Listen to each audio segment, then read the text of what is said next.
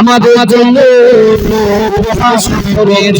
আর এই মাসের তারিখটা হলো আরাফাত দিন হিসেবে গণ্য হয়েছে। আল্লাহ যত হাজির বান্দা বান্দে হজে করবে একটা শর্ত হলো প্রত্যেকটা হাজি যে 9 তারিখে মাসে আরাফা ময়দানে অবস্থান করতে হবে। ও ভাইরা আব্বারা মায়েরা আরাফাত থেকে অনেক ফজিলত আরাফাত থেকে প্রত্যেকটা হাজির জীবনে একটা হাজিরকে একটা লাইক আল্লাহ তাআলা লাইক লা শারীকা লাহু লাইক ইন্নাল হামদা লাকা লা শারীকা লাহু সকল একই শব্দে একই পোশাকে সকলের আল্লাহর পক্ষ থেকে আরাফা ময়দানে হাজির হওয়া আরাফা আল্লাহর আরাফা ময়দানে অবস্থান করলেন বান্দা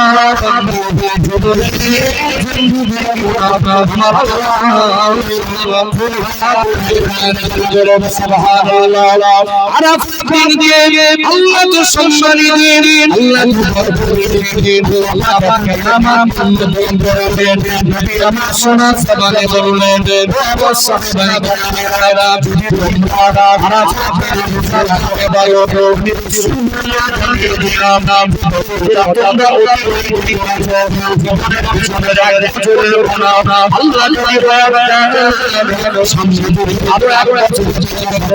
আগামী এক বছর সামনের এক বছর 2 বছর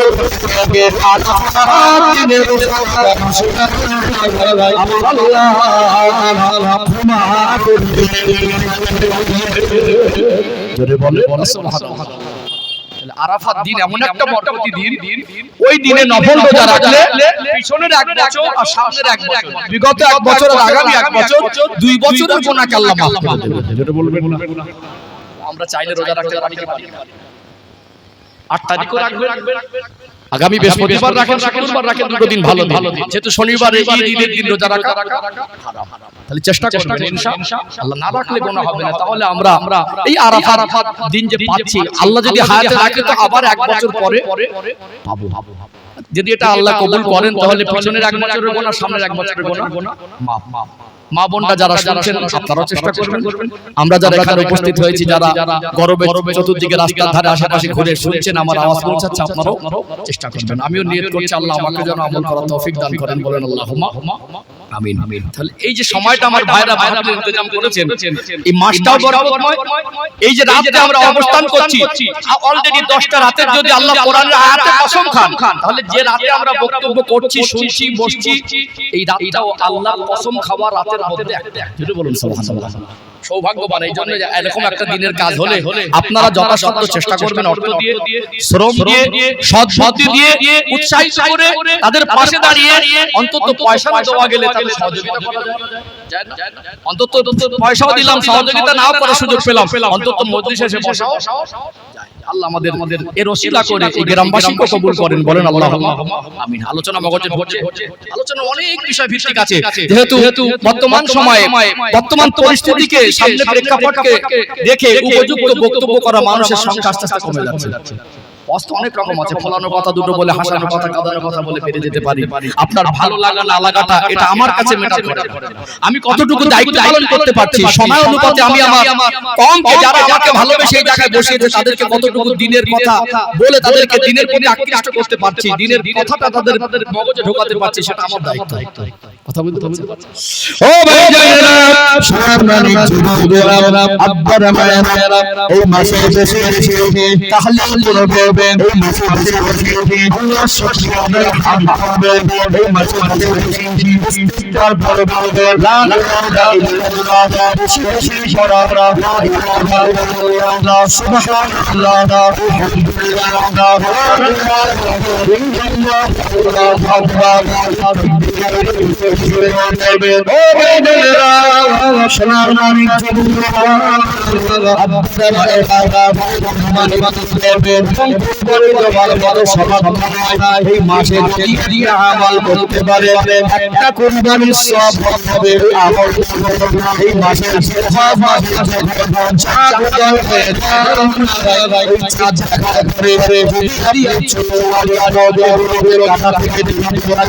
আমরা অনেক সময় পরিষ্কার করতে হয়, চুল কাটতে হয়, দাড়ি কাটতে হয়, চুল দশটা দিন দশটা আমল করার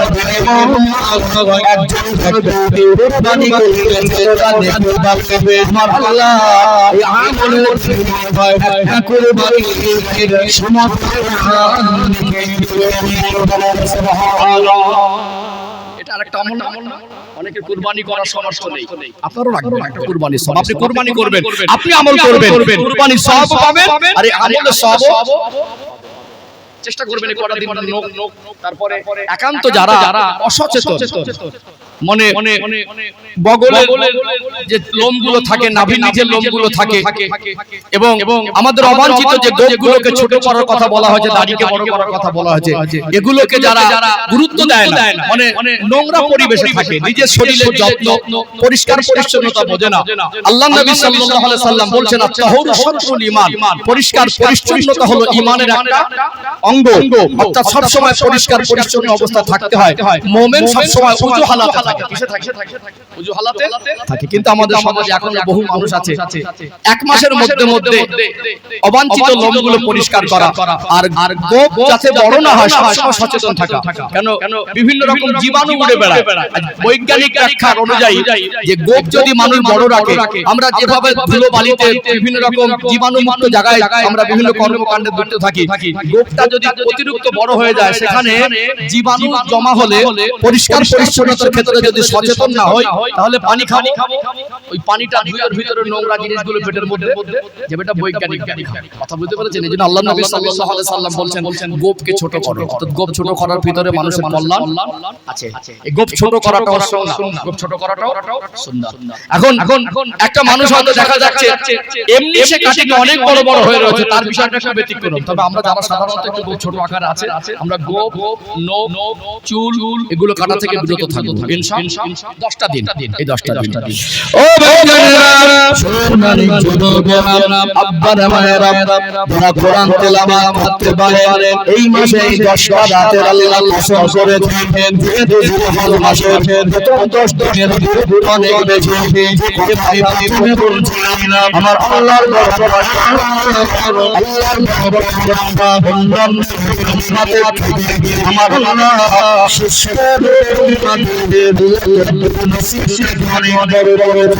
আমার নবীর সম্মান আপনার জীবনের খাতিরে আল্লাহ এমন কিছু দিন, এমন কিছু মাস, এমন কিছু সময় আমার জন্য বলেছেন, যদি আমরা কাজে লাগাতে পারি, আমার আল্লাহ আপনার জন্য নাজাতের রাস্তাটাকে শক্ত করে দেবে। বলুন সুবহানাল্লাহ। ও ভাইজানেরা, সোনার মানিক যুবকেরা, আব্বারা মায়েরা, এই মাসে যারা আল্লাহর হাজি বান্দা মানবে, এই মাসে হজ আদায় করে, আবার এই মাসের 10 তারিখে আবার ঈদকে কেন্দ্র করে আমার আল্লাহ ধনী থেকে আমার আল্লাহ পরিকল্পনা এই ধনী পোষণ করে হানাত মাযহাবে মাসালা অনুযায়ী আল্লাহ পাক কুরবানিকে ওয়াজিব করে দিয়েছেন। অর্থাৎ এই মাসে কুরবানি, এই মাসে হজ, এই মাসে ঈদ, এই মাসের 10টা জাতের কসম আমরা স্পষ্ট করে বুঝতে পারি। এগুলো আমাদের রেখে জীবন পরিবর্তন করে আমলে ওয়ালাদের মধ্যে কাটানোর মাস। চলুন এবার একটু বিষয় ক্লিয়ার করি। আমি আপনাদের বলছিলাম ঈদ কবে থেকে সহজে আপনাদের অল্প সময় বলি, বিস্তারিত বলার অবকাশ নেই, সময় হলো সংক্ষিপ্ত। আপনাদের আমার আল্লাহ যত অন্য কোন ঈদ দেয় নাই, আমার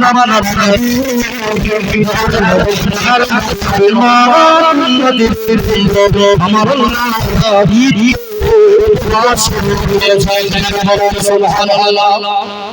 অন্য কোন নবীর উম্মত ঈদ পায়নি, কিন্তু আল্লাহ আমাদের জন্য ঈদ দিয়েছেন। ঈদের ইতিহাসটা একটু সংক্ষিপ্ত আকারে, যেহেতু আমার 9টায় উঠলে 11টা পর্যন্ত 2 ঘন্টা হতো। আলেম হিসাবে 10 মিনিট দিলে আমার কাছে কোনো ব্যাপার না, 10 মিনিটে পরিস্থিতি অল্প সময় কথা বলা যায় না, তবে কম বেশিটা ব্যাপার না, যতটুকু সময় পাচ্ছি সময়টুকু কাজে লাগাতে আমার পরে আমাদের যতটুকু আমি শুনেছি আমার অত্যন্ত মানে শ্রদ্ধা ভাজন বয়স অনেক, অর্থাৎ আমাদের হযরত মাওলানা আবুল কালাম সাহেব, তাদের সঙ্গে এই এলাকার মানুষের দীর্ঘদিনের সম্পর্ক। আমি পাশে আপনাদের এখানে একটা মাহফিল করেছিলাম, পরপর 2 বছর 3 বছর আমার পরে আমাদের হযরত মাওলানা আবুল কালাম সাহেব ছিলেন। তিনি বেশ কিছুদিন অতিরিক্ত অসুস্থ ছিলেন, তার কিডনি নষ্ট হয়ে যাওয়ার কারণে আবার কিডনি পরিবর্তন করার পরে আল্লাহ আবার হায়াত দিয়েছেন, তিনি সুস্থ আছেন, তিনি কথা বলতে পারছেন, এটা আমাদের ভালো লাগছে। তিনি আসবেন, তিনি যেহেতু অসুস্থ থেকে উঠেছেন, এখন আলহামদুলিল্লাহ সুস্থ আছেন। তো আমি বলবো বেশি প্রচন্ড গরমে আপনাদেরকে বেশি কষ্ট দেওয়া ঠিক হবে না, রাত 1টা পর্যন্ত এনাফ হয়ে যাবে। আমি চেষ্টা করব 11টার মধ্যে আমার টাইম শেষ করার, যদি 10 মিনিট নির্বিশেষে আলাদা ব্যাপার। এইজন্য আমি আজকে বিস্তারিত আলোচনা খুব একটা সুযোগ পাবো না, যতটুকু পারছি একটু সংক্ষিপ্ত আকারে বলছি, এটাকে একটু বুঝে নেবেন ইনশাআল্লাহ। তাহলে চলুন ইদের ইতিহাসে আসি, তারপর কুরবানির কথাটা বলবো ইনশাআল্লাহ। ও ভাইরা সোনার মানিক যুবকেরা, আব্বারা মায়েরা, ঈদের ইতিহাসটা এত সংক্ষেপে বলে নবী আমার 40 বছর বয়সে নবুয়ত পেলেন। আমার নবীর বয়স যখন 40 বছর, আল্লাহ পাক নবুয়ত পেলেন। নবী আমার প্রচার দায়িত্ব পেলেন 40 বছর। আল্লাহ নবী ইসলাম প্রচার করলেন 3 বছর পার হয়ে গেল।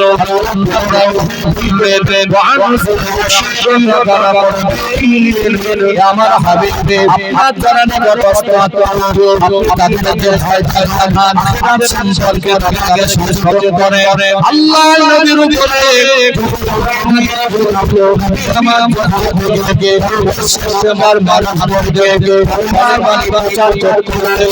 আমার দুশমনে ভরে গেল। আমার আমার নবীর অসীম মানুষ আমার নবীর মানুষ আমার নবীর মেরে ফেলার পরিকল্পনা করেছিল। জমিনে গেলেন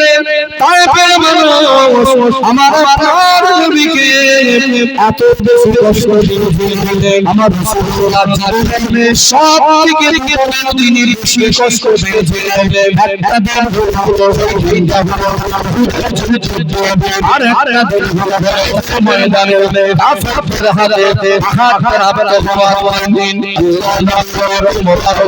তাইফের জমিনের মাটি লাল হয়ে গেল।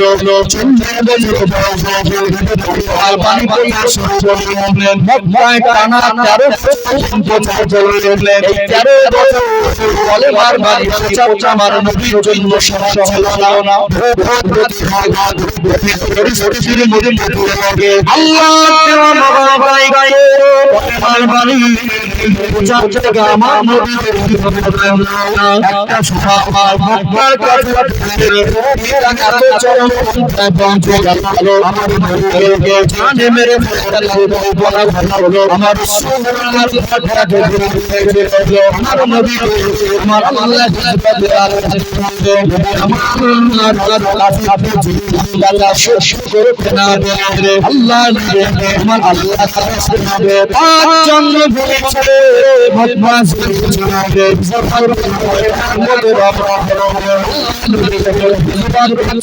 আমার নবীর বয়স 53 বছর। তাহলে 13 বছর ইসলাম প্রচার করলেন মক্কা জীবনে। এই মক্কি জীবনে তখন আল্লাহ রোজাও ফরজ করেননি, তখনও ঈদ পাইনি, তখনও ঈদ ছিল না। নবী আমার 52 বছর বয়সে মদিনায় গেলেন। মদিনার মানুষের ভালোবাসায়, মদিনার মানুষের অবদানে, মদিনার মানুষের আগে আমার রাসূলুল্লাহ গেলেন। মদিনায় গিয়ে আমার নবীর প্রচার বন্ধ করলেন না। মদিনায় গিয়ে আরেকটা বছর অতিবাহিত হয়ে গেল। আর 1 বছর যে সমস্ত সাহাবা আজিলেন আপনাদের সমস্ত বাধা করে সর্বশক্ত করে একে একে আমার তানারাও মদিনায় চলে গেলেন। তখন ইসলামের ছায়া তলে আশ্রয় নিলেন। আর মদিনায় দাঁড়ানোর সময় মক্কা মদিনায় জড়িত হলেন। আরো সেই সময় ইসলাম প্রচারের পূর্বে আইয়ামে জাহিলিয়াতের যুগ বলা হয়। আইয়ামে জাহিলিয়াত অর্থাৎ জাহালাতের হালত ছিল। মানুষের ভিতরে শান্তি শৃঙ্খলা বলে কিছু ছিল না। মানুষের ভিতরে মানুষের ছিল না। কত অসুবিধা, কত লঙ্কা, যত দুনিয়ার ভিতরে কত আইয়ামে জাহিলিয়াতের যুগে মক্কা আরবের মানুষের মধ্যে বিরাজমান ছিল। ও মুমিনেরা, সোনার মদিনা যুবকরা, আব্বার মায়েরা, মদিনায় গেলেন। মদিনায় আল্লাহ জানতে পারলেন সমস্ত জায়গায় শরীক মেলা হতো। এখনো কিছু জায়গায় মেলা হয় না? হ্যাঁ, বার্গার মানে কাবালিটা বন্ধ হয়ে গেছে নাকি? হয়ে গেছে না? আলহামদুলিল্লাহ। মানে অনেক কাওয়ালি হলে কাওয়ালিকে কেন্দ্র করে অনেক অশ্লীল কাজ হতো না? এক রাতেই জুয়া হতো কি হতো? আজকে দিনে বিভিন্ন জায়গায় যে মেলা বসে, এই মেলাকে কেন্দ্র করে জুয়া বসে, ড্যান্স হয়, অনেক অশ্লীল কাজ হয় না? তাহলে আজকে দিনে মানুষ বলছে আমরা সভ্যতা ফিরে পেয়েছি, মানুষ বলছে আমরা শিক্ষিত হয়েছি, মানুষ বলছে আমরা আপডেট হয়েছি, তারপরে অশ্লীল বেহায়াপনা বেড়েছে না কমেছে? বেড়ে গেছে। জুয়া কিন্তু বন্ধ হয়নি। জুয়া তাহলে আজকে দিনে যদি এই অবস্থা হয়, জাহেলিয়াতের যুগের মেলাগুলোতে নিশ্চয়ই এর থেকে আরো খারাপ জঘন্য পরিবেশ ছিল। তখন ওই মেলা বাজার বসতো, আর একটা হলো নতুন বছরকে কেন্দ্র করে, আর একটা হলো বসন্তকাল, যেটা মানে ওই ফাল্গুন মাসের দিকে থাকে। বুঝতে পারছেন না? হালকা ঠান্ডা আর হালকা ঠান্ডা না গরম, এরকম একটা পরিস্থিতিতে তার একটা মেলা দেখতে। দুটো মেলা ইতিহাস সাক্ষী দেয়। দুটো মেলার নাম হলো, একটা হলো নওরোজ আর একটা হলো মেহেরজান। এই উৎসব এই বছর ইরানে পালিত হয়েছে। এটা কয়েক হাজার বছরের পুরনো উৎসব। বুঝতে পারছেন? সেই উৎসব এখনো ইরানে পালিত হয়। মদিনায় যখন আল্লাহর নবী দ্বীন প্রচার করলেন, মদিনার মানুষ ইসলামের ছায়াতলে আশ্রয় নিলেন। যারা যারা ইসলাম গ্রহণ করেছেন তারা কি মেলা যেতে পারবে? ইসলাম যখন ছিল না, ইসলামের আলো যখন তাদের কাছে পৌঁছায়নি, তারা মেলায় গিয়ে আনন্দ করতো। সাধারণত আমাদের যুব সমাজ যারা পাশে একটা মেলা হলে বা কিছু রকম হলে এদের মন স্বাভাবিক টানবে, শয়তান ধোঁকাও দেয়, বন্ধু বান্ধব টেনে নিয়েও যায়। যারা মুসলমান হয়ে যাবে তারা ওই অশ্লীল জায়গায় যেতে পারবে না। সেই জায়গা থেকে মদিনার কিছু কিছু মানুষের মনে প্রশ্ন যে আল্লাহর নবীকে জিজ্ঞাসা করবো, ইয়া রাসূলুল্লাহ, আমরা মুসলমান হয়ে গেছি, ইসলাম ধর্ম গ্রহণ করেছি, তাহলে আমাদের জন্য কি বাৎসরিক কোনো আনন্দের উৎসব বলে আল্লাহ কিছু দিন দেয় না? প্রশ্ন হবে কি? এই জায়গা থেকে একটা প্রশ্ন হলো। আমার রাসূলুল্লাহ বলতে লাগলেন, ইয়া রাসূলুল্লাহ, ইয়া হাবিবাল্লাহ, আমরা মুসলমান হয়ে গেছি। ইয়া রাসূলুল্লাহ, ইয়া হাবিবাল্লাহ, ইসলামের মধ্যে আল্লাহকে মুসলমানদের জন্য আনন্দ উৎসব কোনো যায় নাই। যারা ওই মেলায় ব্যস্ত ছিল, ঈমান আনার পরে তারা তাদের মনে প্রশ্ন জাগতো, আমার আল্লাহ কি আনন্দ উৎসব ইসলামের মধ্যে দেয় নাই? আল্লাহর আমার নবী কোনো কথা বলে না, আমার আল্লাহ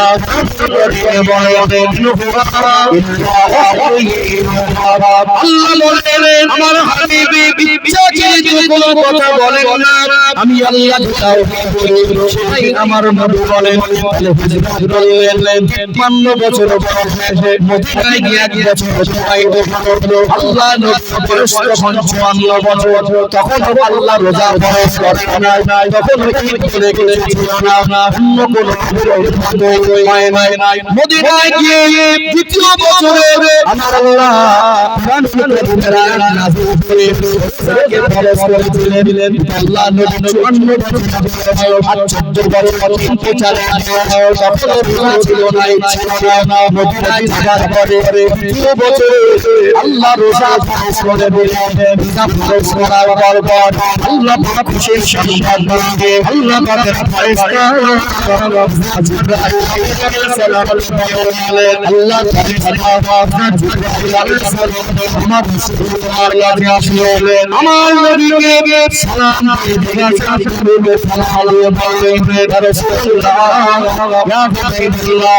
আজকে আমি জিবরাইল আপনার উম্মতের জন্য একটা খুশির সংবাদ বাজাতে নবী আমার আল্লাহ ফেরেশতা হযরত জিবরাইল আলাইহিস সালামের জবাব দিলেন আল্লাহ ফেরেশতা জিবরাইল আপনি কি খুশির সংবাদ এনেছেন রাসূলুল্লাহ হাবিবাল্লাহ তারা জিজ্ঞাসা করে আল্লাহ ইসলামের মধ্যে আনন্দের উৎসব হয় নাই তারা নওরোজার মেহের গান এই মেলায় যেতে পারে না আপনি আপনার উম্মতদেরকে বলে দেন আপনার উম্মতদের জন্য নওরোজার মেহের গানের থেকে আরো আনন্দ দিয়েছি আমার আল্লাহ উপহাস করেছেন একটা হলো আর একটা হলো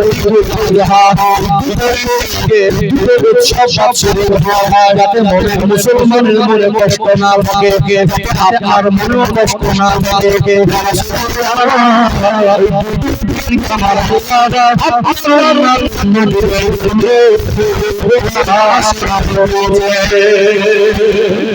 জোরে বলেন সুবহানাল্লাহ। দ্বিতীয় হিজরি সনে দ্বিতীয় মদিনায় যাওয়ার দ্বিতীয় বছর প্রায় নবীর বয়স তখন কম বেশি 55 বছর 13 বছর 40 বছর বয়সে নবুয়ত তাহলে 53 ওখানে এক বছর পার হয়ে গেল 54 প্রায় কম বেশি 55 বছর বয়স আর দিন প্রচারের বয়স তখন 14.5 বছর কাছাকাছি কথা কি বুঝতে পারছেন প্রায় 15 বছরের মাথায় গিয়ে আল্লাহ পাক এই রোজাকে ফরজ করলেন আর দুটো ঈদ ঈদের শিক্ষা করণীয় বর্জনীয় এটা বলতে গেলে যথেষ্ট সময় প্রয়োজন এটা আমরা যে ঈদটা পার করেছি ওই ঈদের শিক্ষা কি করণীয় কি বর্জনীয় কি যে প্রকৃত আনন্দ উত্তম দিন দিয়েছেন আল্লাহ খুশির দিন দিয়েছেন এই খুশি আনন্দের ব্যাখ্যা দিতে গেলে যথেষ্ট সময়ের প্রয়োজন আছে এগুলো সময়ের পরিস্থিতি দিকে লক্ষ্য করে যদি এই ব্যাখ্যাটা আমি এই রোজার ঈদের দিন আগে বা ঈদের এক দুদিন আগে বলতাম তাহলে একটা ঘন্টা বা 40 মিনিট সময় পেলে যুবকদের মগজে সুন্দর করে গুছিয়ে ঢুকে দেওয়া যেত যে ঈদের দিনের আনন্দটা কেমন পর্যায়ে আনন্দ আর ঈদটা কেমন ভাবে আল্লাহ কিসের জন্য দিলেন তাহলে তাদেরকে যদি আমরা ইসলামের আনন্দগুলো বুঝিয়ে দিতে পারতাম তারা হয়তো এই জিনিসগুলো না জানার কারণে হারাম করতেছে তারা হয়তো আর ওই পার্কে যাওয়ার জন্য বসে থাকতো না তারা হয়তো মানে চুল কাটায় 500 টাকা ব্যয় করতো না তারা আসল আনন্দটা খুঁজে দিত এগুলো আমাদের বাবা মার ব্যর্থতা আমরা ইসলামের বিষয়গুলো আমাদের সন্তানদেরকে ভালো করে বোঝাতে পারি আপনি বলুন আপনার সন্তানকে আপনি কত পার্সেন্ট ইসলাম শিখিয়েছেন আপনার সন্তান 24 ঘন্টা ইসলামের কথা মেনে চলে সব দোষ কি জলসা কমিটির বক্তার আপনি বাবা আর আপনি মা আপনার দায়িত্ব এগুলো আমাদের উচিত আমরা ইসলামের কিছু বিষয় জানার চেষ্টা করি কি ঠিক বলছি না তাহলে আমি যেহেতু ঈদুল ফিতর চলে গেছে আমি ওই আলোচনা যাব কুরবানির ইতিহাস সংক্ষিপ্ত আকারে আমার বলছিলেন আমি ইতিহাসে হয়তো ইব্রাহিম আলাইহিস সালামের জীবনীতে যাব না তবে কুরবানি কাদের উপরে ওয়াজিব আমি একটা কথা বলছিলাম মনে আছে একদল মানুষ কুরবানির পশু কিনেছে আর একদল মানুষ আফসোস করছে পয়সা নেই বলে আল্লাহ যদি আমাকে ওর মতো পয়সা দিত আমিও কিনতাম আবার যে মানুষের উপরে কুরবানি ওয়াজিব হয়ে আছে অথচ মানুষটা ইতস্তবোধ করছে কি করছে ইতস্তবোধ করছে তাহলে এখানে আমাকে একটু কোরআন হাদিস থেকে ব্যাখ্যা দিতে হবে যাদের উপরে কুরবানি ওয়াজিব আর কাদের উপরে ওয়াজিব না কে ধনী আর কে গরীব এটা আমি আপনি মুখে স্বীকার না করলে শরীয়ত কোনটা বলছে সেটা আমাদের কাছে স্পষ্ট হওয়া দরকার তাহলে এখানে একটু ক্লিয়ার করে সমাপ্ত করব ইনশাআল্লাহ আল্লাহ একবার তাকবীর দান তো নারে তাকবীর মাশাআল্লাহ একটু প্রাণ ভরে নারে তাকবীর সিলসিলা হক হযরত জামান আল্লাহ লাউ খায় গরম নাশিবিন মাহফিলের কমিটি সাহেবান নারে তাকবীর ইনশাআল্লাহ চলো এখানে এই কুরবানির বিষয়টা একটু সমাপ্ত করব ইনশাআল্লাহ বিষয়টা বলে কাদের উপরে কুরবানি আর কুরবানি কাদের উপরে ওয়াজিব না কাদের উপরে ওয়াজিব ইনশাআল্লাহ এটাকে ক্লিয়ার করলে আমার মনে হয় অনেক কিছু আমাদের কাছে স্পষ্ট হয়ে যাবে ইনশাআল্লাহ। ও ভাইজানেরা, সোনার মানিক যুবকেরা, আব্বারা মায়েরা, আল্লাহ পাক পৃথিবীতে যত মানুষকে পাঠিয়েছেন, দেখবেন এক শ্রেণীর মানুষ ধনী, আরেক শ্রেণীর মানুষ হলো গরিব। আছে না নেই? আমার আল্লাহ রহমতের ভান্ডারে মালের কমি নেই। আল্লাহ পাক যদি মনে করতেন প্রত্যেকটা মানুষকে কোটি কোটি টাকার মালিক বানিয়ে দিতে পারবেন, কিন্তু আল্লাহ কেন ধনী আর গরিব করেছেন এটা একটু জানা দরকার আছে না নেই? এখানে স্পষ্ট করে একটা দেব কোরআন থেকে দেখালে বলবো, ও ভাইরা বাবাজিরা, একদল মানুষ আছে তাদের খাবার মতো ক্ষমতা নাই, এরা হলো বেরিয়া অসহায় মানুষ। তাছাড়াও ধনী গরিব প্রথম ব্যাপারে আল্লাহ ধনী আর গরিব কেন করেছেন? কোরআন কারীম পড়বেন 30 নম্বর পারা, সূরা নাম হলো সূরাতুল ফাজর, সূরাতুল ফাজর 15 নম্বর আয়াত। আল্লাহ পাক বলে, আম্মাল ইনসানু ইযা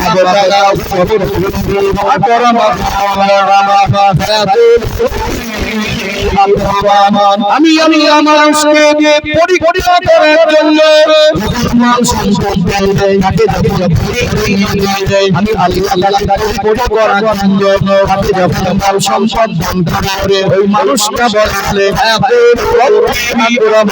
আল্লাহ আমার প্রতি অনুগ্রহ করেছে, কিন্তু মানুষ বলে আল্লাহ আমাকে পরীক্ষা করার জন্য দিয়েছে। আল্লাহ বলছেন যে ফাম্মাল ইনসানু ইযা মাবতালাহু রাব্বুহু ফাআকরামাহু ওয়া না'আমা ফায়াকুলু রাব্বি আকরামা। মানুষকে যখন পরীক্ষা করার জন্য মাল সম্পদ অর্থ রাজত্ব নেতৃত্ব চেয়ার কুরসি সম্মান দেয় তখন মানুষ বলে আল্লাহ আমার প্রতি দয়া করেন। কিন্তু আল্লাহ যে পরীক্ষা করার জন্য বলেছে এটা মানুষ বলতে চায় না। আপনার গ্রামে আপনার প্রতিবেশী বন্ধু বান্ধব যত ধনী মানুষ আছে কজনের মুখ থেকে শুনেছেন এই বয়সে যে আল্লাহ আমাকে এই টাকা দিয়েছে, এই গাড়ি দিয়েছে, এই বাড়ি দিয়েছে, এই সম্মান দিয়েছে এটা পরীক্ষার জন্য? কি বলবে জানেন? আল্লাহ আমাকে ভালোবেসে অনেক কিছু দিয়েছে। কি বলবে? আল্লাহ আমাকে ভালোবেসে অনেক কিছু দিয়েছে। আল্লাহ যা দিয়েছে অনেক দিয়েছে, মানে গর্ব করে আল্লাহ ভালোবেসে যেটা মুখ থেকে বলবে, কিন্তু আল্লাহ পরীক্ষা করার জন্য দিয়েছে। আল্লাহ এটাই বলছেন যে ফাম্মাল ইনসানু ইযা মাবতালাহু রাব্বুহু ফাআকরামাহু ওয়া না'আমা। আমি আল্লাহ পরীক্ষার জন্য মাল সম্পদ দেই, মানুষ বলে আল্লাহ আমার প্রতি দয়া করেছে, কিন্তু মানুষ বলে না যে আল্লাহ আমাকে পরীক্ষা করার জন্য দিয়েছে। তাহলে মাল সম্পদটা কিসের জন্য?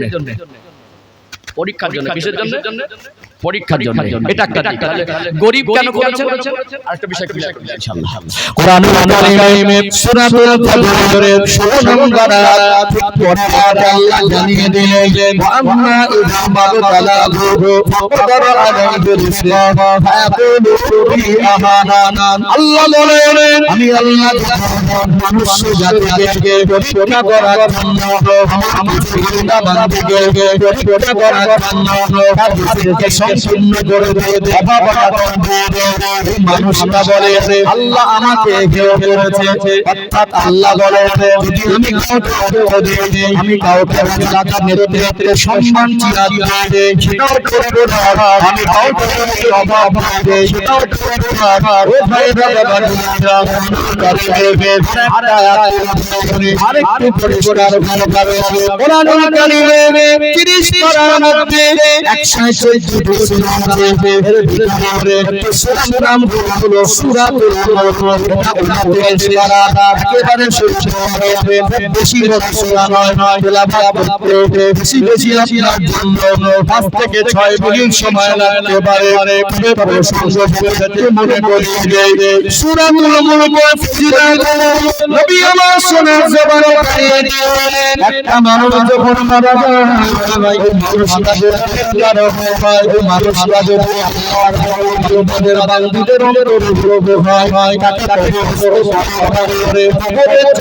আমার আল্লাহ তার জন্য শান্তি বানিয়ে দেবে, তার খবরকে আমার আল্লাহ জান্নাতের টুকরো বানিয়ে দেবে। আর একটা মানুষ যদি আল্লাহর মনে হয়, একটা মানুষ যদি আল্লাহ এবং রাসূলের আদেশে সীমালঙ্ঘন করে ওই নাফরমান ওই গুনাহগার বান্দাদের জবাবটাকে আমার আল্লাহ কষ্টের জায়গা বানিয়ে দেবে, জাহান্নামের টুকরা বানিয়ে দেবে, মানুষের ভালো কারণে গুনাহের কারণে উপরে আযাব হয় না। নবী আমার বললেন, ও আমার সাহাবায়ে বাবারা, কবরের আযাব থেকে আমি রাসূলুল্লাহ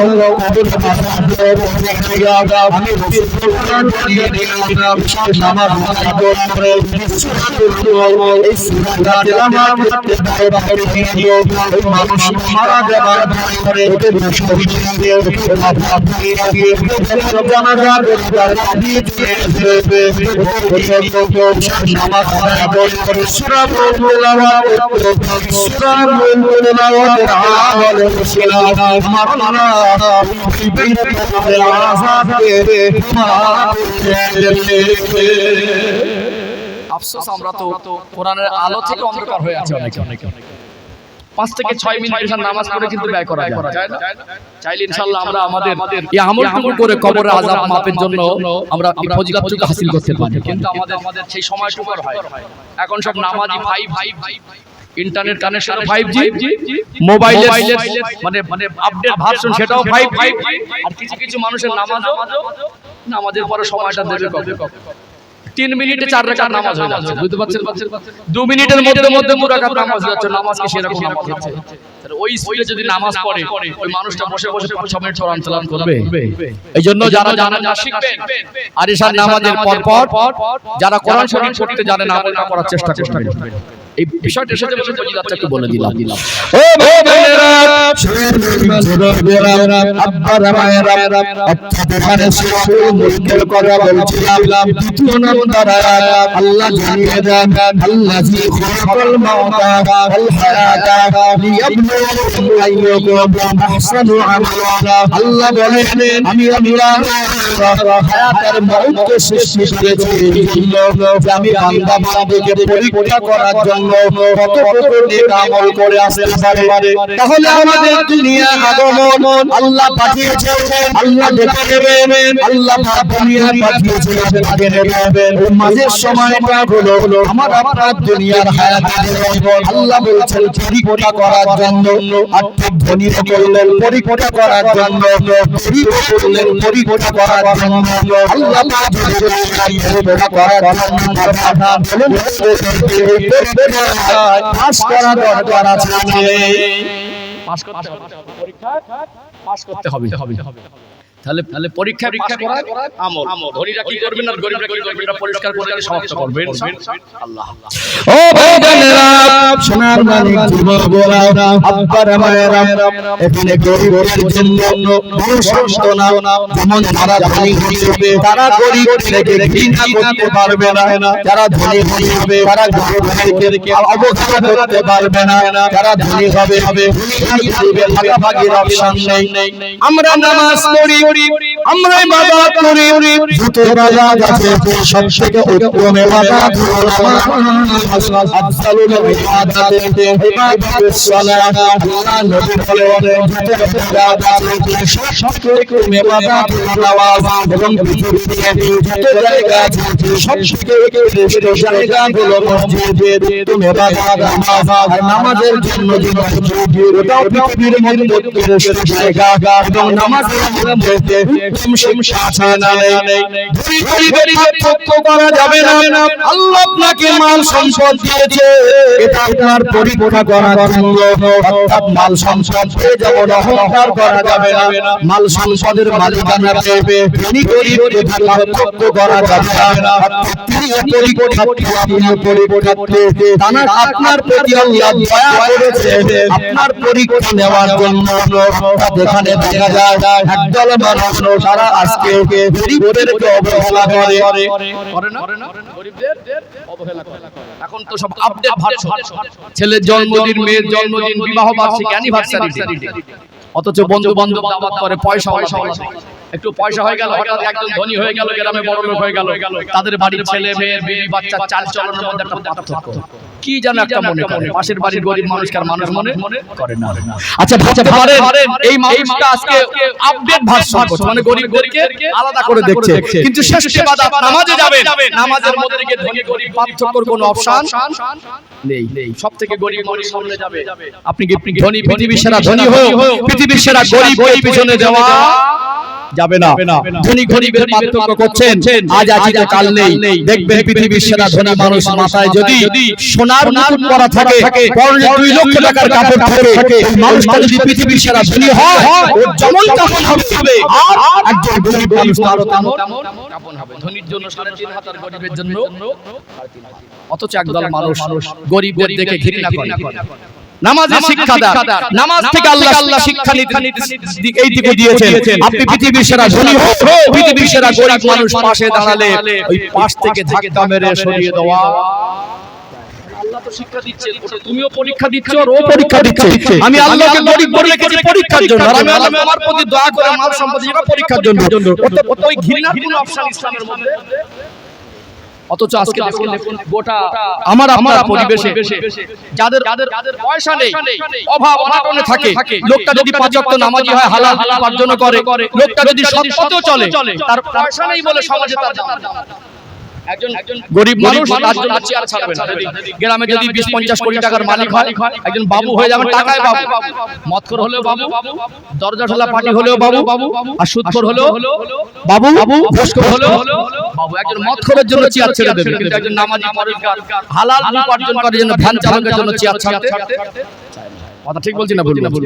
তারপরে দেখবেন কোথাও বেড়াতে গেলেন, বেড়াতে যাওয়ার পরে মানুষ এরকম হয়ে গেছে, আপনার বাড়ি কথা বললেন লাউখালি, তো লাউখালি আমার একটা আত্মীয় আছে, ওখানে একজন নামকরা মানুষ আছে, চেনেন, খুব পয়সাওয়ালা মানুষের নাম। অথচ খালাতো ভাই, ফুফাতো ভাই, মামাতো ভাই কেউ হয় না। আমার তো খালাতো ভাই চিনি তো, মানে খালাতো ভাই পাঠিয়ে দিল, মানে ভালো করছে।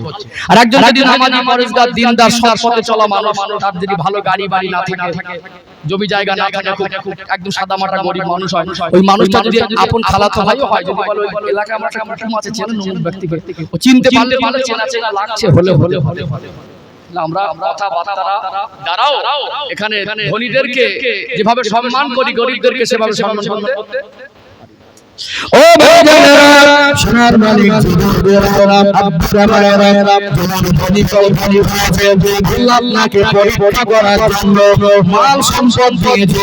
আপনি গরিব হয়েছেন, আল্লাহ আপনার অভাব অনাটনটাও পরীক্ষা করার জন্য দিয়েছেন। এর জন্য পরীক্ষা যেন যন্ত্রণা করে, গরিবের জন্য বড় সান্ত্বনা। আর পাশে মানুষ সেখানে হিংসাও করা যাবে না। হালাল পন্থায় চেষ্টা করে, হালাল আপনি চাইলে আল্লাহ যদি না দেয় তো আপনি হতে পারবেন না। এত কিছু মানুষ আছে দেখবেন, এলাকার মানুষ যদি পরিবেশের সুখে থাকে, তারা যদি হয়, অনেক মানুষ তাকে নিচে টেনে নামানোর চেষ্টা করে, এটাও যেমন করা যায় না। আপনি বলতে পারবেন না, এখানে আপনি পরীক্ষা দিচ্ছেন, মাঝে মাঝে মানুষ দুঃখ কষ্ট পেয়ে আল্লাহর সম্বন্ধে এমন কিছু বাজে বাজে কথা বলে, কারণে তার ঈমানটাও চলে যায়। আল্লাহ বিপদটা দেখে আমাকে দিল, অন্য কাউকে আর দেওয়ার কাউকে খুঁজে পেল না। এমন কিছু কথা আছে, কথা আল্লাহ সম্মানে আঘাত লাগলে ঈমান চলে যাবে, এমন কিছু কথা আছে সেগুলো বললে আমরা অহরহ মন্তব্য করি, ঈমান চলে যাওয়ার আশঙ্কাও থেকে যায়। কথা ঠিক না? কথা বুঝতে পারছেন? আবার দেখবেন কিছু গরিব মানুষ অভাবে জীবনের থেকে তারা কোটি হওয়ার জন্য হারাম পথটা বেছে নেয়, 30 টাকায় কোটিপতি। আল্লাহ কি করছেন? ওকে অভাব দিয়েছেন পরীক্ষা করার জন্য, অথচ ও হালাল পন্থায় চেষ্টা না করে, আল্লাহ রিজিকের মালিক, হালাল পন্থায় চেষ্টা করুন, চেষ্টা না করে ওই লোকটা হারাম পন্থায় ধনী হওয়া শুরু করে। লটারির দোকানে কি করছে? লটারির দোকানে লাইন দিচ্ছে।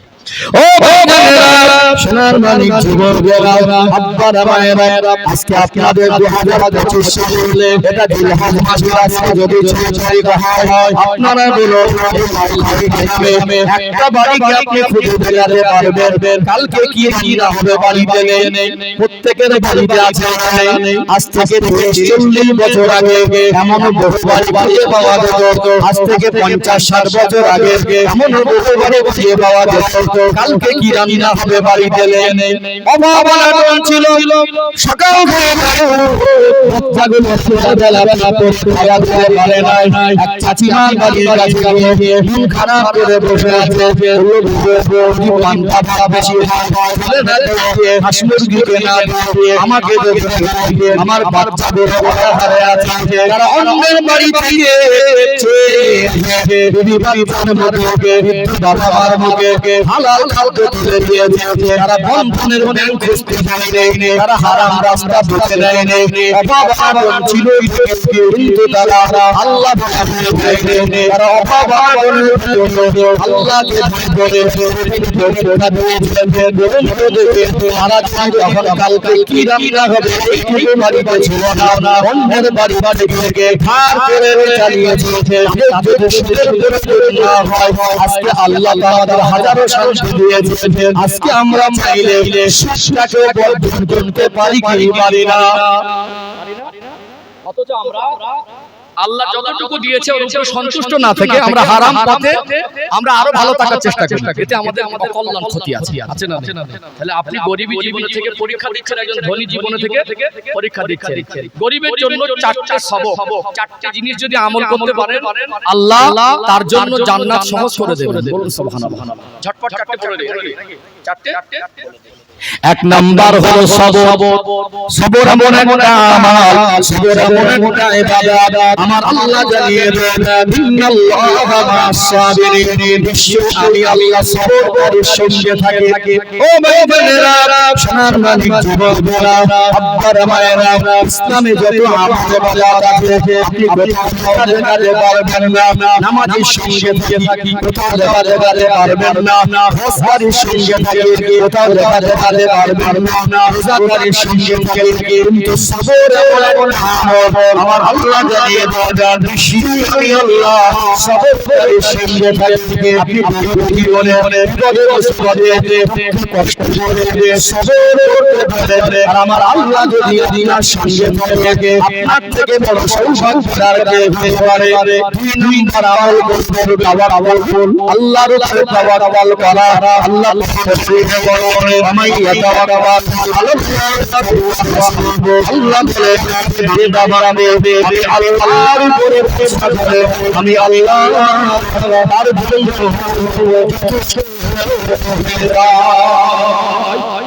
জোরে বলেন সুবহানাল্লাহ দুটো উদাহরণ সময় তো স্বল্প দুটো উদাহরণ মা হাজেরাকে ইব্রাহিম আলাইহিস সালাম ছোট বাচ্চাকে এমন একটা জায়গায় রেখেছিলেন সেই জায়গাটা বসবাসের অনুপযোগী খুব সহজ স্বল্প ভাষায় এতটা দূরের পথ যেখানে ঘোড়ার পিঠে বা উটের পিঠে করে একটা মানুষকে নামিয়ে দিয়ে আসলে ফিরে আসার মতো কোনো পজিশন কথা বুঝতে পারছেন এমন একটা জায়গা এত দূরের পথ ঘোড়ার পিঠে করে রেখে আসা হলে পায়ে হেঁটে যেতে পারবে কয়েক ঘন্টা যাচ্ছে 7 ঘন্টা 8 ঘন্টা সফর করছে রাস্তার মাঝে কোনো মানুষজন নেই গাছপালা নেই জীবজন্তু নেই পশু পাখি নেই তাহলে এমন একটা নির্জন জনমানবহীন জায়গা যেখানে কোনো মানুষজন নেই খাদ্য নেই পানি নেই বসবাসের কিচ্ছু নেই এরকম একটা জায়গায় একটা ছোট বাচ্চার একজন মাকে রেখে আসছে যখন তিনি বিদায় হয়ে চলে আসছিলেন বিবিকার বাচ্চাকে রেখে ইব্রাহিম আলাইহিস সালামের ওই সন্তানটা দোয়ার ফল 86 বছর বয়স আল্লাহ দিয়েছিলেন কত বছর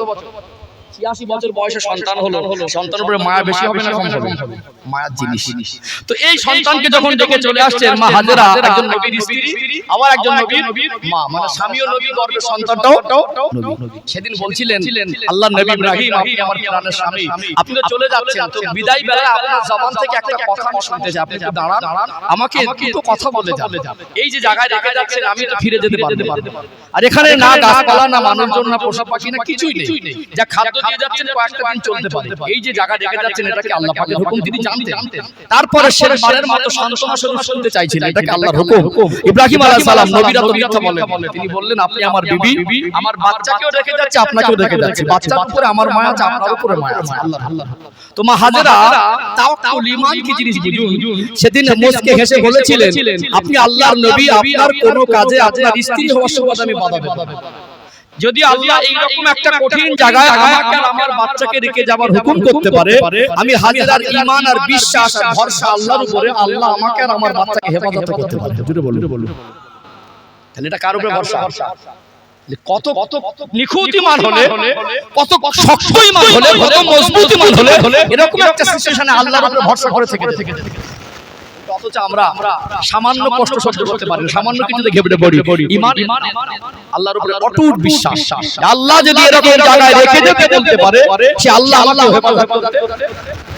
আপনি একটা ভার্সন বলছি আপনাকে, এই এক সপ্তাহের ঘটনা, লিবিয়া থেকে একজন হাজী সাহেব আমের নামক একজন ব্যক্তি ফেসবুকে ভাইরাল, আপনারা অনেকে দেখেছেন।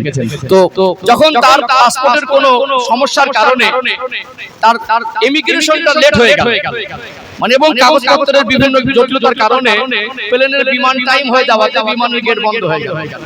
কিন্তু তানাকে আর পাইলট নিতে রাজি হলো না। একজন পার্সোনাল কোনো ব্যক্তির জন্য সাধারণত এরকম একজন ইকোনমি যেগুলো নরমাল কোনো প্যাসেঞ্জারের জন্য বিমানের টাইম অপেক্ষাও করে না আর গেটও খোলার প্রয়োজন মনে করে না।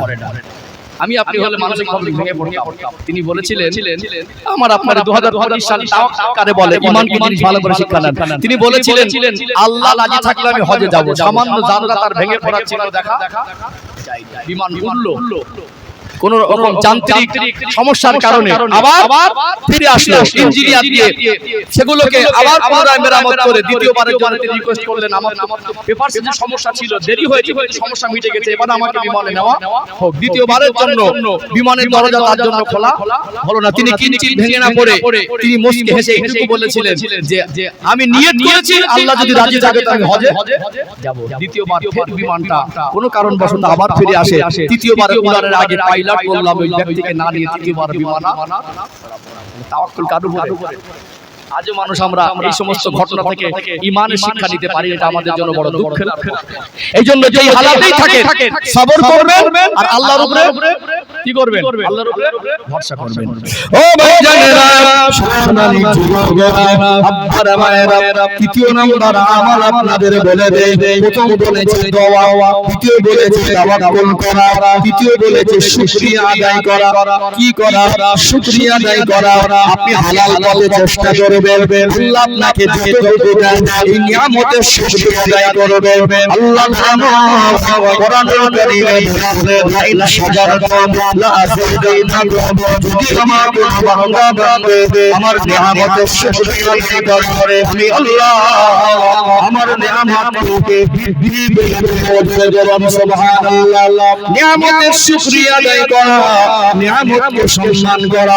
আজকে দিনে আমাদের একটা বদ অভ্যাস হলো খাদ্য নষ্ট করা। আজকে আমাদের একটা বদ অভ্যাস হলো আল্লাহ রিজিককে সম্মান না করা। ও ভাইজানেরা, আপনি যদি হালাল রুজির সঙ্গে কোনো হারাম উপার্জন মিশিয়ে দেন আপনার সংসারে বরকত হবে না। আপনি যদি বাবার হক বঞ্চিত করেন, আপনি তাবিজের হাল শুনিয়ে গলায় বরকত পাবেন না। নরমালি আমার কাছে যদি কেউ বলে ইনকাম করে পয়সা রাখতে পারছি না, আমি নিজে তাকে বলবো আমার বাবা মা তাদের পিছনে পরীক্ষা করো, তাদের সেবা করো, সবার কিছু আল্লাহর রাস্তায় ব্যয় করো। হালাল আর হারাম মিশতে পারবে না, হালাল যদি হারাম পথে খরচা করতে পারবে না। আজ যদি নিয়ামতের কদর করতে পারো নিশ্চয়ই আমার আল্লাহ তোমাদের রিজিক করবে। একটা কারণে আজ আমাদের থেকে বরকত চলে যাচ্ছে। একটা কারণে মা বাবার ভালো করে ভাববে না, অথচ 50 টাকা শান্তি গুটকা খাবে। বাবার লুঙ্গি ছিঁড়ে গেছে 10 টাকার একটা যন্ত্রণার ট্যাবলেট কিনতে গিয়ে বুক ফেটে যাবে, অথচ দিনে 50 টাকার গাঁজা খাবে। সংসারে হালাল রুজি আর হারাম রুজি মিশ করা যাবে না। যেমন হালাল আর হারাম মেশানো যাবে না, হালাল রুজি উপার্জন করে সে হারাম পথে ব্যয় করা যাবে না। বাবা মা খরচা করলে আল্লাহ বরকতের দরজা খুলে দেয়, বলুন সুবহানাল্লাহ। বাবার হক বঞ্চিত করে তাবিজ ঝোলাবে, বরকত হবে? বরকত হবে না। সম্মানিত ভাইরা, আর একটা কথা আপনাদেরকে বলি, শুকরিয়া আদায় করবেন। কি করবেন? শুকরিয়া। এবং যে নিয়ামত পেয়েছেন, এই খাবার নষ্ট করে একটা বদ অভ্যাস। 4 লাগবে 700 গ্রাম, নিচ্ছি 900 গ্রাম। সকালবেলা ভাতগুলো বাচ্চারা ছড়িয়ে ছিটিয়ে দিচ্ছে, এগুলো আমাদের বদ অভ্যাস। বাচ্চাদেরকে ধৈর্য ধারণ করে মায়েরা যদি ছোট থেকে শেখায়, তাহলে ভাত খাবার ছড়াবে। আমরা বড় বড় মানুষ সামনে খাই বাদ দিয়ে দেই, খানটা পড়ে যায় বাদ দিয়ে দেই। এইজন্য দস্তরখানা বিছিয়ে খাওয়া সুন্নাত। আজকে আমরা দস্তরখানার অর্থই বুঝি না, একটা কিছু বিছিয়ে দিয়ে মনে করি ওতে মানে কাঁটা হাড় হাড়ি ফেলার জন্য। আসলে দস্তরখানার উদ্দেশ্য কাঁটা হাড় হাড়ি ফেলার জন্য নয়। ওই পরিষ্কার একটা জিনিস বিছানো, যাতে খাবার যদি পড়ে যায় ওই খাবারটাকে উঠিয়ে খাওয়া যায়, বিনা দ্বিধায় উঠিয়ে খাওয়া যায়। অথচ আমরা দস্তরখানা বিছাই, খাবার পড়ে গেলে তো উঠাই না, অথচ ওখানে আমরা হাড় হাড়ি। ও ভাইজানেরা, সোনার মানিক যুবকেরা, আব্বার মায়েরা, আল্লাহ নবীর মাতা জিন্নুরাইন হযরত উসমান গনি রাদিয়াল্লাহু আনহু কে আল্লাহ মাল সম্পদ অনেক দিয়েছিলেন। সম্পদের আশা করছেন, তিনি এত সম্পদের মালিক, আল্লাহর কাছে বলবেন এত সম্পদের আমি হিসাব দেব কি করে? তিনি সেই সম্পদ ভাগ করে দেন। আমার সুবহানাল্লাহ বলে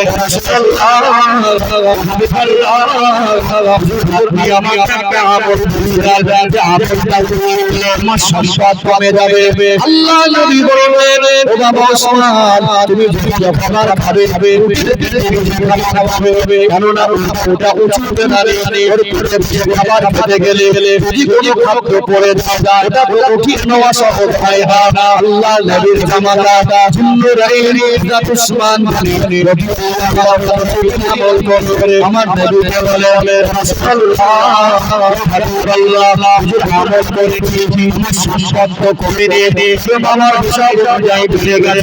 আল্লাহ নবী বলে ওই খাবার আমাদের কিছু বলে যায়, তুমি তখন কি করো? উসমান হুজুর বলে, আমি নিচে নেমে যাই, আমার মনে খোঁটা খায়, আল্লাহ দেওয়া নিয়ামত আমি কি করে অপমান করি? আল্লাহ দেওয়া নিয়ামত কি করে আমি রাস্তায় ফেলে দেই? আমি উটের পিঠ থেকে নেমে আল্লাহ দেওয়া নিয়ামতটা কুড়িয়ে আমি ভালো করে মুছে আবার যখন খাওয়া শুরু করি, ওই জন্য আল্লাহ নবী বলতে লাগলেন, এই জন্য আল্লাহ তোমাকে আরো বেশি বরকত দিয়েছে। তুমি আল্লাহ দেওয়ার এত বেশি সম্মান করো, আমার আল্লাহ তোমার জন্য বরকতের দরওয়াজা উন্মুক্ত করে দিয়েছে। আজকে বলুন, আমরা কি নিয়ামত আমাদের করি? প্রথম বলেছি কি সবর করা, গরিবী হালাত থেকে সবর করা। দ্বিতীয় তাওয়াক্কুল করা। তৃতীয় শুকরিয়া আদায় করা, নিয়ামতের কদর করা। চতুর্থ দোয়া কি করা? দোয়া করা। উদউনি আস্তাজিব লাকুম। আল্লাহ বলছেন তোমরা আমাকে ডাকলে ওই ডাকে আমি আল্লাহ সাড়া দেব। বলুন সুবহানাল্লাহ। উদউনি, যা কিছু চাইবো কার কাছে? আল্লাহর কাছে। তাহলে হালাল পথে উপার্জন আল্লাহর কাছে চাইতে হবে। তারপরে যদি আল্লাহ গরিবী হালাতে রাখেন, আমার পরীক্ষা, এটা আমার পরীক্ষা। গরিবদের জন্য বড় সান্ত্বনা। নবী আমার যদি মনে করতেন আল্লাহ নবী সব থেকে ভোগ বিলাসে জীবন যাপন করতে পারতেন, আল্লাহ নবীকে আমার আল্লাহ মুস্তাজাব দাওয়া করেছেন। আমার নবী যেটা বলতেন আল্লাহর কাছে, আমার রাসূলুল্লাহ দোয়া, আমার রাসূলুল্লাহ চাওয়াকে আল্লাহ ফেরত দিতেন না। নবী আমার যদি শোনা আছে আমার আল্লাহ আমার রাসূলুল্লাহ পাহাড়টাকে সোনায় পরিণত করে দিতে পারতেন। আমার নবী মনে করতেন সোনার ইট দিয়ে বিল্ডিং বালাখানা বানাতে পারতেন। সেই নবী নিজে গরিবী জীবন বেছে নিয়েছেন। আল্লাহ নবী বলতেন মাল বেশি হলে হিসাব বেশি হবে, আমি রাসূলুল্লাহ জীবন বেছে নিয়েছি, আমার কোনো গরিব মা উম্মতি করে কষ্ট করতে না পারে। নবী জানিয়ে দিলেন গরিবটা হলো আল্লাহ গরিব না, তবে আমার আল্লাহ গরিবদেরকে ভালোবাসে। যদি তারা গরিব জীবনে সবর করে, শুকরিয়া আদায় করে, আল্লাহর উপরে তাওয়াক্কুল করে, আর বিপদে মুসিবতে আল্লাহর কাছে চাইতে থাকে, আমি রাসূলুল্লাহ জানিয়ে দিলাম গরিব জীবনে থেকে তারা যদি আল্লাহ সন্তুষ্টি জীবন অর্জন করতে পারে, ধনীদের থেকে আমার আল্লাহ গরিবদেরকে 500 বছর আগে আল্লাহ জান্নাত নসিব করে দেবে। গরিবদের মনে আর কোনো দুঃখের অপশন পরীক্ষা। ও ভাইজানেরা, সোনার মানিক যুবকেরা, আব্বারা মায়েরা, কোরআনের আয়াত তুলে রেফারেন্স দিয়ে পাঠ পাঠ করে বলছি, এটা লাস্ট করব, অল্প সময়ের মধ্যে সমাপ্ত করব। এবারে আসি কুরবানির কথা। যারা ধনী হয়েছেন, আল্লাহ যাদের মাল সম্পদ দিয়েছেন, কোরআনুল কারীমের ওই আয়াত অনুযায়ী সূরাতুল ফজরের 15 নম্বর আয়াত, ফাআমাল ইনসানু ইযা মাবতালাহু রাব্বুহু ফাআকরামাহু ওয়া নাআমা ফায়াকুলু রাব্বি আকরামান। আল্লাহ বলে, যখন আমি বান্দা বান্দীকে পরীক্ষা করার জন্য মাল সম্পদ দেই, মানুষ বলে ফায়াকুলু রাব্বি আকরামান, আল্লাহ আমার প্রতি অনুগ্রহ আর দয়া করেছে। মানুষ বলে না, আল্লাহ আমার পরীক্ষা করার জন্য দিয়েছে। যেমন মাল সম্পদ বেশি দিয়েছে, আল্লাহ তার দায়িত্ব বেশি দিয়েছে। তাদের জন্য 3টে হুকুম এক্সট্রা বেশি, একটা হলো হজ, একটা হলো যাকাত, আর একটা হলো কুরবানি। যেমন গরিবদেরকে ঘৃণা করার অপশন নেই, তেমনি মাল সম্পদে অহংকার করা যাবে না। হঠাৎ দুদিন পয়সা হয়ে মানুষকে মানুষ মনে করবেন না, চেয়ারের গরম দেখাবেন, ক্ষমতার গরম দেখাবেন। আল্লাহ কোরআনুল কারীমে বলে, ইন্নাহু লা ইউহিব্বুল মুস্তাকবিরিন, নিশ্চয়ই আমার আল্লাহ অহংকারীকে পছন্দ করেন না। কুলিল্লাহুম্মা মালিকাল মুলকি তুতিল মুলকা মান তাশা ওয়া তানজিউল মুলকা মিম্মান তাশা ওয়া তুইজ্জু মান তাশা ওয়া তুযিল্লু মান তাশা। আল্লাহ বলেন, হাবিব আপনি জানিয়ে দেন, আল্লাহ হলেন সর্বভৌম শক্তির অধিকারী। আল্লাহ যাকে ইচ্ছা করেন তাকে রাজত্ব দেন, যাকে ইচ্ছা করেন তার রাজত্ব ছিনিয়ে নেন। আমার আল্লাহ চাইলে রাজত্বটাকে ছিনিয়ে নিতে পারেন কি পারেন না? পারেন না? প্রধানমন্ত্রী থেকে ভিটে বাড়ি ছেড়ে পালিয়ে আসতে হয় না। এক বছরে দুটো ঘটনা, সিরিয়ার শাসক আর বাংলাদেশের শাসক, দুটোকে আল্লাহ এমন ভাবে মদস্খলন ঘটিয়েছে, মনে হবে যেন কোরআন শরীফের আয়াত আল্লাহ আবার একবার নাযিল করেছে। বলুন না সুবহানাল্লাহ। কথা ঠিক না? গরম দেখাচ্ছেন, 50 বছরের রোজগার আল্লাহ এমন বিপদে ফেলে দেয়, 5 দিনে ঠাই পায়। আছে না? পয়সা পেয়ে, ক্ষমতা পেয়ে, চেয়ার পেয়ে মানুষকে মানুষ মনে করবেন না, শিক্ষা ইসলামের নয়, বরং এটা আপনার পরীক্ষার জন্য দিয়েছে। আপনার উপরে গরিবদের হক আছে, যাকাত যদি আপনি তার কাছে পৌঁছে না দেন, সে যদি নিতে নাও আসে, তার কাছে পৌঁছে দিতে হবে। হকদার তাকে খুঁজে দিতে হবে। কথা ঠিক না? যেমন যাকাতের হুকুম, তার উপরে এক্সট্রা কুরবানিকে আল্লাহ ওয়াজিব করে দিয়েছেন। বলুন সুবহানাল্লাহ। এটা আল্লাহর নিকটবর্তী হওয়া, আল্লাহর নিকটবর্তী হওয়া। এইজন্য কুরবানিটা আল্লাহর একটা আদেশ, ধনীদের উপরে। কাদের উপরে? ধনীদের উপরে। আজকে দিনে কত টাকা হলে কুরবানি দিতে হবে? খুব সংক্ষিপ্ত আকারে এটা বলছি। কত টাকা হলে? নিসাব পরিমাণ অর্থের ব্যাখ্যা হলো সাহেবের নিসাব শরীয়ত অনুযায়ী সেই ব্যক্তিটা ধনী যার কাছে 7.5 ভরি সোনা আর 52 ভরি রূপা, অথবা উভয় মিলিয়ে এতটা টাকা এর অর্থ, সোনা রূপার যে অর্থ হয় এতটা অ্যামাউন্ট যদি ঋণ দেনা বাদ দিয়ে তার কাছে থাকে, ওই ব্যক্তি আর গরিবদের অন্তর্ভুক্ত। অথচ আপনি যদি একটা ব্যবসার মাল জমা করেন, অথবা আপনি যদি বিজনেস পারপাস একটা জিনিস কিনে স্টক করেন, ওটাও ওই মালের। যেমন আপনাদের জমি 5 বিঘে আছে, ওই জমির মূল্যর যাকাত হয় না, ফসলের যাকাত। অথবা বলতে পারছেন? কিন্তু এখানে দেখা যাচ্ছে আপনি একটা জমি কিনে রেখেছেন বিক্রি পারপাস। আপনি মনে করছেন আপনার বিজনেস, যে আমি 5 লাখ টাকা দিয়ে জমিটা কিনেছি, ওটা নিজের কাছে রাখার উদ্দেশ্য 6 লাখ বা 7 লাখ করে বিক্রি করতে। বিক্রির উদ্দেশ্য হয়, তাহলে ওটা আপনার জমা করা একটা অ্যামাউন্ট। ঋণ দেনা বাদ দিয়ে আজকে বাজার অনুযায়ী, আমি গতকাল দিনের বেলা একটা হুগলি জেলা, তো আমি কালকে যাওয়ার সময় হিসাব যেটা করলাম, রূপার দাম অনুযায়ী 52.5 ভরি রূপার দাম 60,000 সামথিং, 19-20 60,000। 2-500 কম বেশি হতে পারে। তাহলে আজকে দিনে আপনি ঋণ দেনা যদি না থাকে, 1 বছর ধরে 60,000 টাকা যদি আপনার কাছে জমা থাকে, ওই ঋণ মুক্ত জীবনে জমা করা 60,000 টাকার উপরে যাকাত হবে। আর কুরবানির ঈদের দিন সকাল পর্যন্ত যদি ওই টাকার মালিকানা আপনার থাকে, তাহলে আপনাকে কুরবানিও দিতে হবে, আপনার উপরে কুরবানি ওয়াজিব। এবারে আপনি বলুন, লাউখালী গ্রামে ঋণ দেনা বাদ দিয়ে 60,000 টাকা কার কাছে নেই? এরা মানুষের কাছে আছে না? এরা মানুষের কাছে আছে। অনেক মানুষ আজকে দেখা যায় তারা গরিবী জীবনে থেকে আফসোস করছে যে আল্লাহ যদি আমাকে পয়সা দিত আমি একটা কুরবানি দিতাম। আবার অনেক মানুষ আগ্রহ নিয়ে পশু কিনে এনেছে কুরবানি দেবে বলে। অনেক মানুষ ঘাটতি মেরে বসে আছে, মনে মনে যাহা করে ঈদটা পার হলে হয়, নাকে কান্না কাঁদছে আমার কাছে পয়সা নেই, আমার কাছে পয়সা নেই। এখানে বেশ কিছু প্রশ্ন ইসলামকে সঠিকভাবে না জানার কারণে কিছু মানুষের কাছে ইসলামটা বোঝা মনে হচ্ছে। বেশ কিছু প্রশ্নের উত্তর একটু ক্লিয়ার করা দরকার আছে। আছে না? ও ভাইজানেরা, সোনার মানিক যুবকেরা, আব্বারা মায়েরা, যেহেতু আপনার উপরে কুরবানিটা ওয়াজিব, আপনি যদি কুরবানি না করেন আপনার নামে আমালে কবিরা গুনাহ হবে। কুরবানি করলে আল্লাহ সন্তুষ্ট অর্জন হবে। এর অনেক লম্বা চওড়া ফজিলত আছে। সময় যেহেতু স্বল্প, খুব সংক্ষিপ্ত আকারে বলি, আজকে দিনে যদি আপনার কাছে 60,000 সামথিং প্লাস কিছু টাকা থাকে কম বেশি, আপনার উপরে বলতে নামক একজন ব্যক্তি কুরবানিটাকে আল্লাহ ওয়াজিব করেছেন। এখন কিছু মানুষের মনে প্রশ্ন হবে, আমার প্রতিবেশী কেউ বা 5 লক্ষ টাকার মালিক, কেউ বা 10 লক্ষ 20 লক্ষ টাকার মালিক, এই দুনিয়ায় কত কোটিপতি আছে, 500 কোটি টাকার মালিক, তাদের উপরে আল্লাহর কুরবানি ওয়াজিব। আর আমি কষ্ট করে দিনরাত পরিশ্রম করে কয়েক বছর খাটাখাটনি করে অনেক কষ্ট করে 60,000 টাকা জমা করেছি, আর আল্লাহ আমার উপরে কুরবানি চাপিয়ে দিয়েছে। এই রকম চিন্তাধারা নিয়ে অনেক মানুষ বসে আছে না নেই? আছে না? যে এত কোটি কোটি মানুষ আছে, এত ধনী ধনী মানুষ আছে, তাদের কুরবানি ঠিক আছে, আমি সবই 60,000 টাকা জমা করলাম আর আল্লাহ আমার উপর চাপিয়ে দিল। মনে করছে বছর যা করে যা হয়।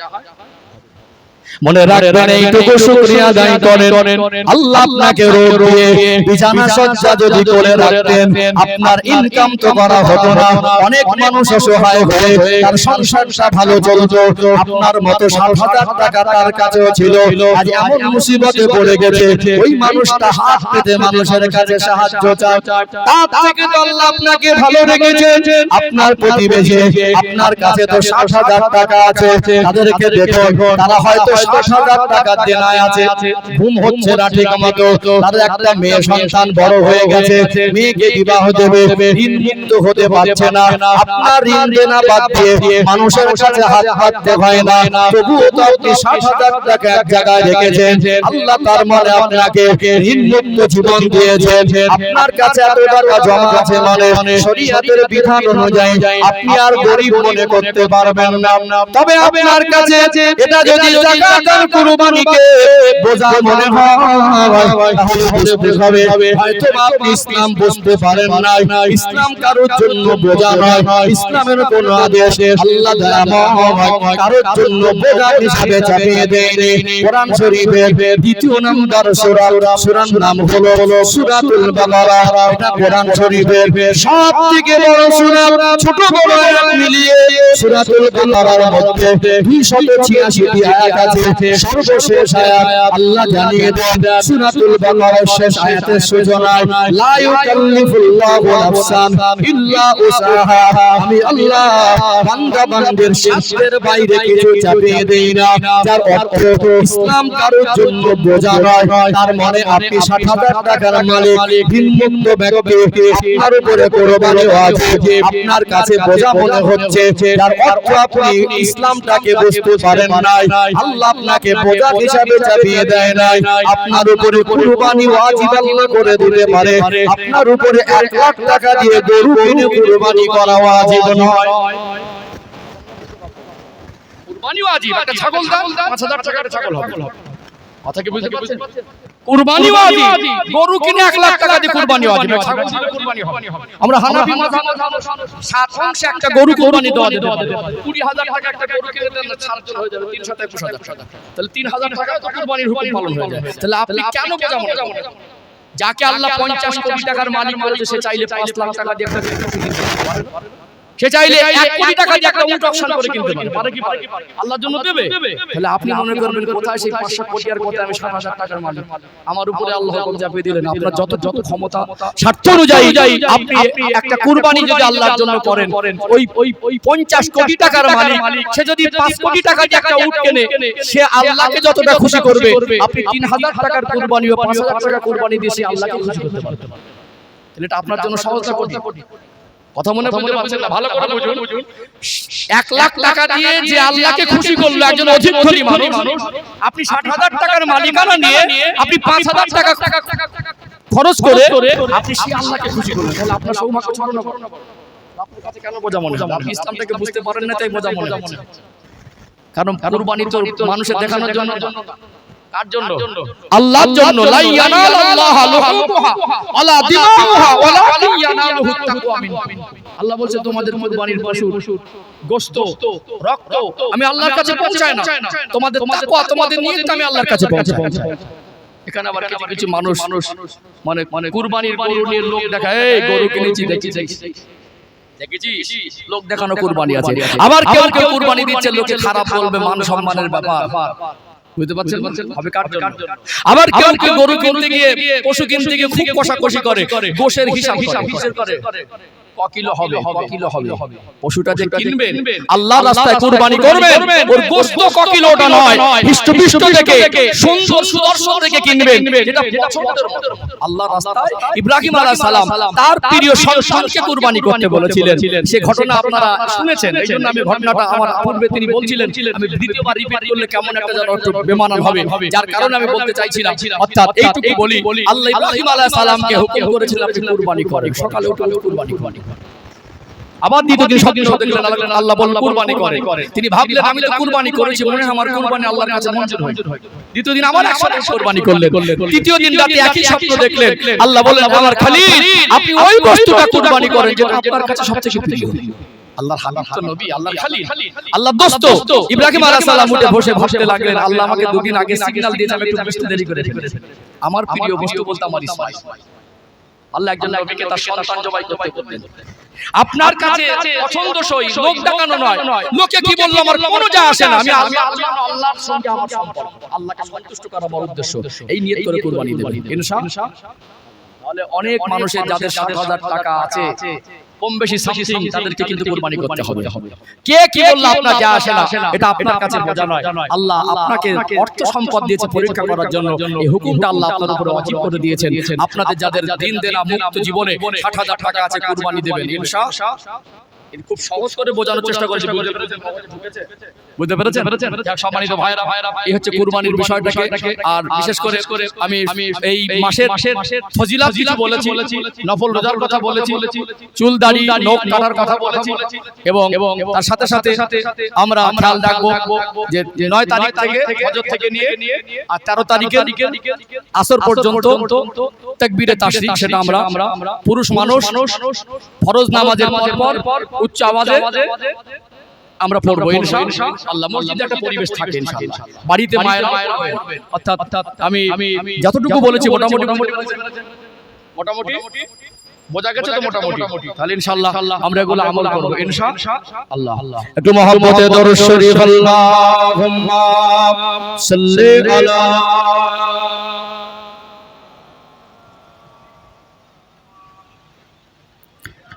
وعلى آل سيدنا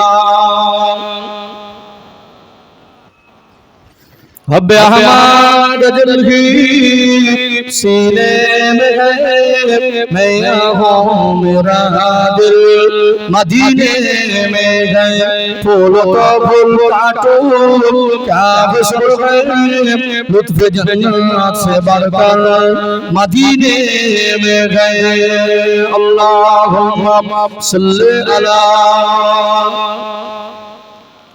مولانا محمد وعلى آل سيدنا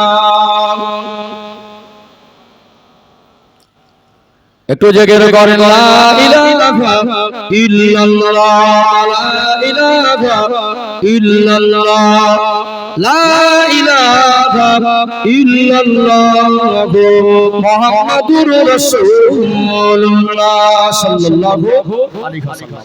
আসলে আপনারা বলতে পারিনি কোন সময় হুজুর আসবেন।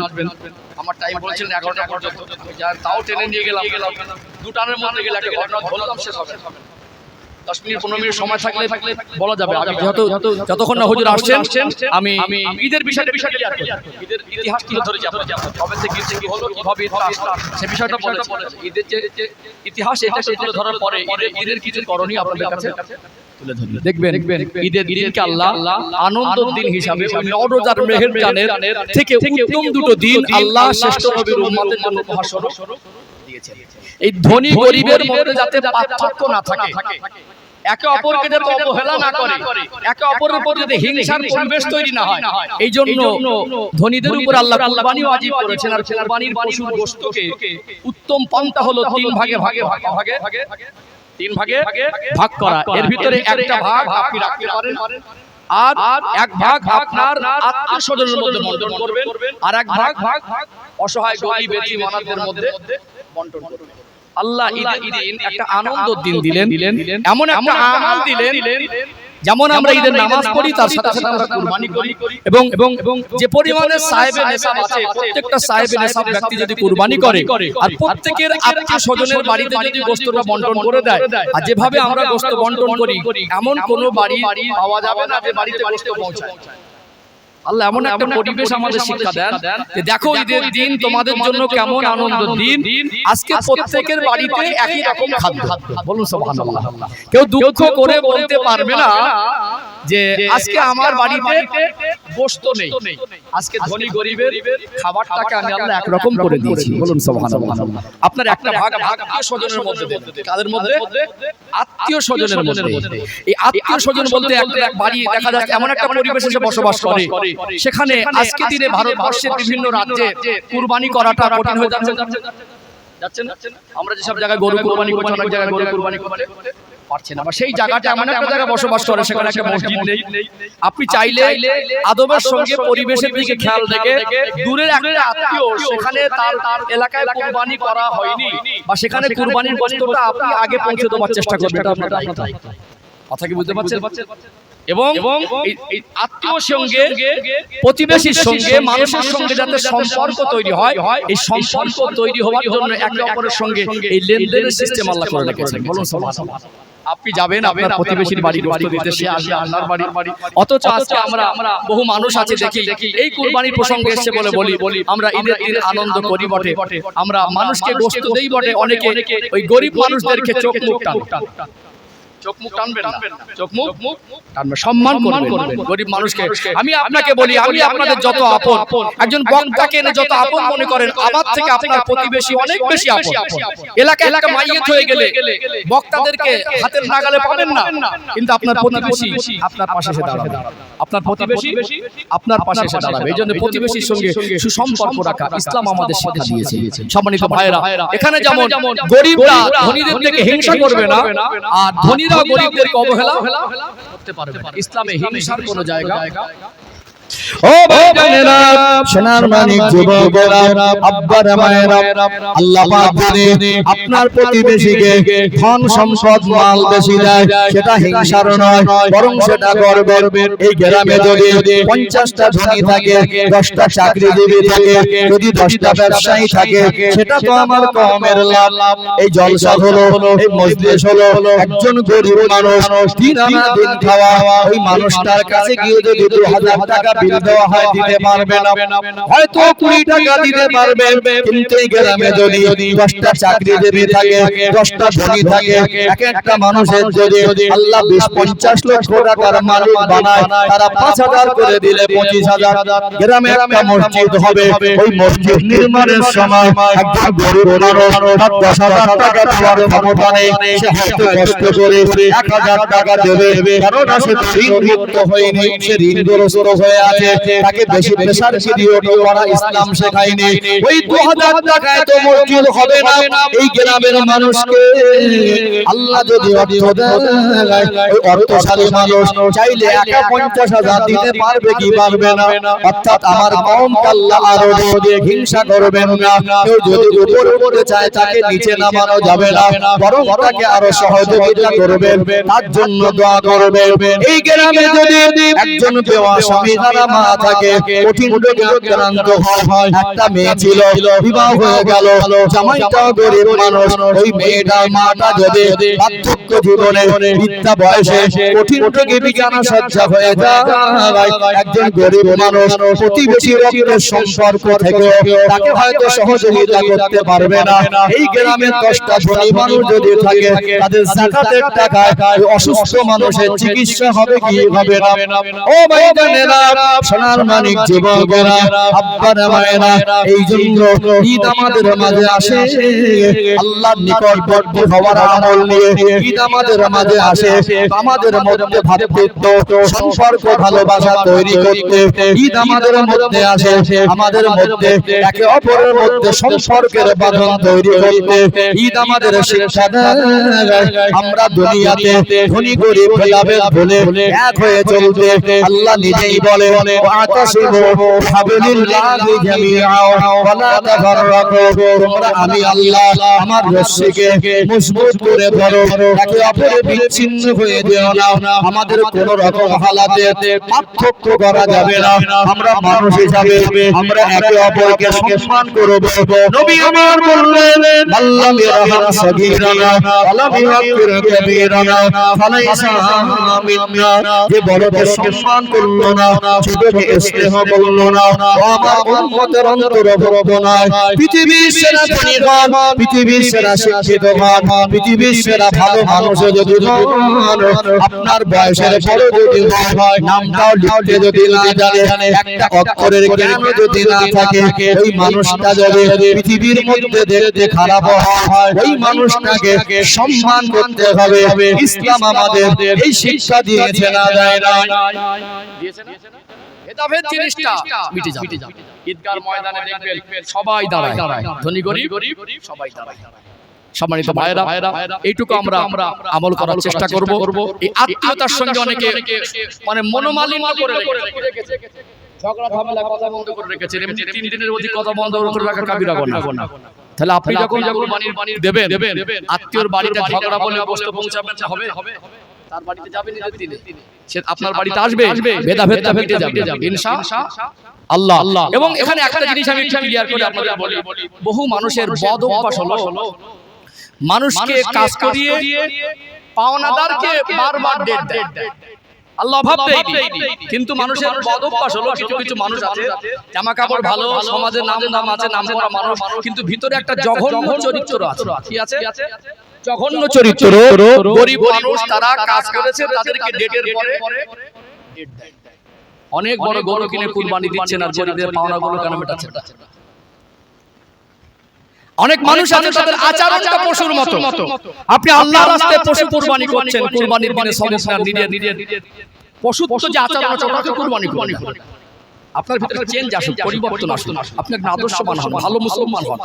এবং আপনি যে এত টাকা দিয়ে কুরবানি দিচ্ছেন, আপনি গরিবের পাওনাদারকে কেন আপনি তাকে ঝোলাচ্ছেন? ইসলামের বিধান হলো, আল্লাহর নবী সাল্লাল্লাহু আলাইহি সাল্লাম বলছেন যে যিনি মজদুর, যিনি কাজ করেছেন, তার গায়ের ঘাম শুকাবার আগে তার টাকা দিয়ে দাও।